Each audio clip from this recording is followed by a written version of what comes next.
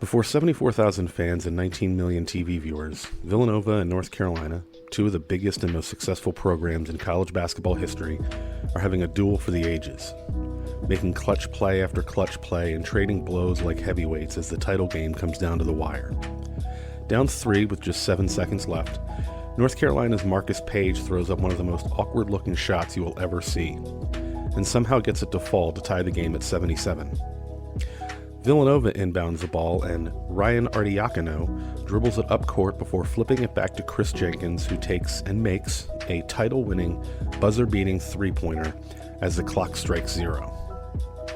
The arena erupts in ecstasy as confetti cannons fire, and Villanova celebrates the most dramatic championship in the history of the sport.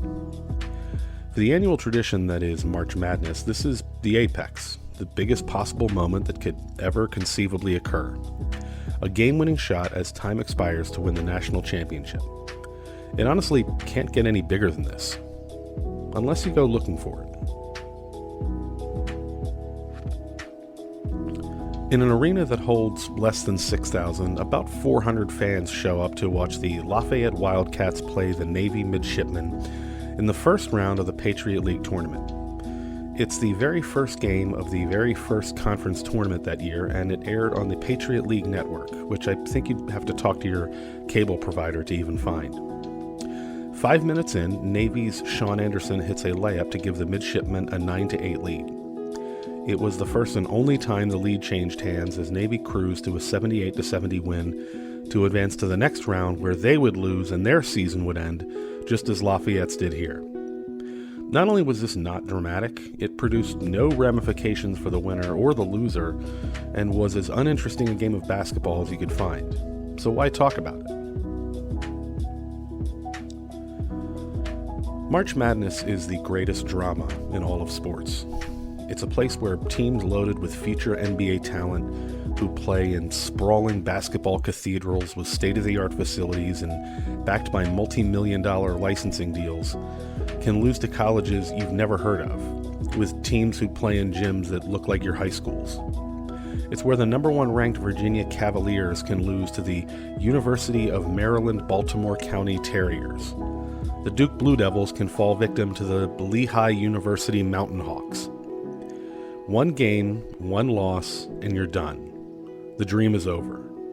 Now, this isn't unique to college basketball, but what makes it, well, madness, is that unlike, say, the NFL playoffs or the World Cup, one and done isn't just the end of the team's season, but the end of one of the biggest chapters of the players' lives.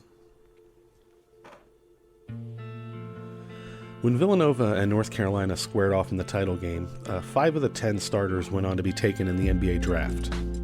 Jalen Brunson was selected by the Dallas Mavericks. He's still in the league and still with the team.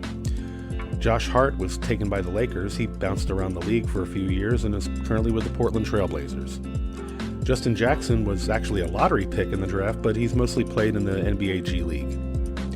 Marcus Page was drafted by the Nets. He's currently playing professional ball in Europe. And Bryce Johnson took a similar route and is currently playing professionally in Japan. Of the other 5 players who weren't drafted, 3 are still playing professional basketball, while the other 2 played for a few years and have since moved on to coaching. Lafayette started 2 seniors that night with 3 more on the bench. Navy started 3 seniors with 1 more. None of them were taken in the NBA draft. None of them went on to play in the G League, in Europe, anywhere. In fact, I couldn't find any evidence that anyone on the floor that night played a single game of meaningful basketball anywhere unless it was at their YMCA. Lafayette's Bryce Scott and Zach Rufer graduated and founded a staffing development company together. I guess they're buddies. Navy's Tillman Dunbar now sells real estate, while Will Kelly and Kendall Knorr continue to serve and are naval officers to this day. If you've ever watched the NCAA tournament, then this might look familiar to you. The player seated on the bench, trying but failing to hide tears with a towel as coaches and teammates console him. To them, this game isn't just something that goes on while you're at a Las Vegas sportsbook or a Buffalo Wild Wings. It's something that they have lived and breathed for the overwhelming majority of their lives, since they were big enough to dribble a ball without looking foolish. The hours upon hours of practice, drills, dribbles, working tirelessly to improve footwork, defense, shooting, passing, traveling on buses, and eating at gas stations with teammates. And all of it just to keep this part of their lives going, no matter how big or small the rewards are. And then March Madness comes along, and it is the greatest spectacle in all of sports, because weeks before there are brackets and office pools and waiting for the Price is Right to be over, every single Division I conference and almost every single team plays in a tournament hoping to secure a berth in the big dance. And all of those seniors who have spent their whole lives living for this game have the chance to make it all last just a little bit longer. To put on that uniform and go out on that floor with their friends one last time. Because there is no tomorrow. There's no NBA draft or pro career in Europe waiting for them. Only their life without this game waits for them in the future. That part of them that dedicated themselves to this game will end right here and right now, unless they can find a way to play just one more game, to forge their own tomorrow. 60 days before Villanova cut down the nets, the Lafayette Leopards and Navy midshipmen kicked off the party. They started the annual procession of seniors fighting helplessly against the inevitable future that awaits them, and saying goodbye to that part of themselves. Almost no one watched, and few even cared, even though it was, in every sense of the word, madness.